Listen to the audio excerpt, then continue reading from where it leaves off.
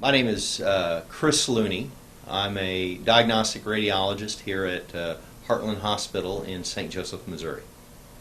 I went to medical school at the University of Missouri in Kansas City, and then following medical school I did a internal medicine internship at Southern Nevada Memorial Hospital in Las Vegas, Nevada.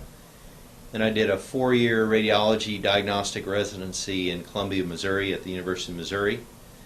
Then I did a year of interventional radiology at Northwestern University in Chicago, and I did a year of neuroradiology in Salt Lake City at the University of Utah.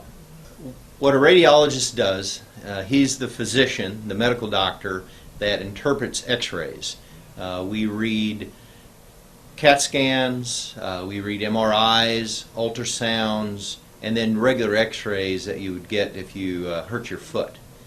You know, the salaries of physicians are pretty much all over the board, and a diagnostic radiologist salary is somewhere around probably the 50th to the 70th percentile of all physicians.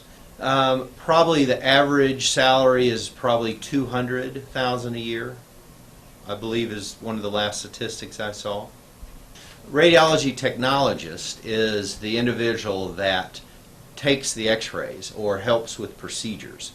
If you're a technologist, you have an opportunity to take between a 2 and a 4-year training program after high school, whereas typically a physician does 4 years of college and then 4 years of medical school, and then in my case I did 7 years of postgraduate training.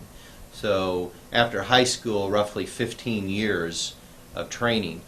To be a technologist after high school, you go to various schools, anywhere from 2 to 4 years of training, and their job is to interact with the patients, get the patients into the exam room and take the chest x-ray or do the CAT scan, and then prepare that so it can be interpreted. If you're a technologist starting out, newly trained, you might expect a salary of, say, $30,000 to $35,000 a year. And if you've been here for maybe 15 or 20 years, you might expect $50,000 or $55,000 salary. There are some big cities, Atlanta, New York, Chicago, that have a relative shortage of technologists, and their salaries would be substantially more competitive, maybe even double what you might find in the Midwest.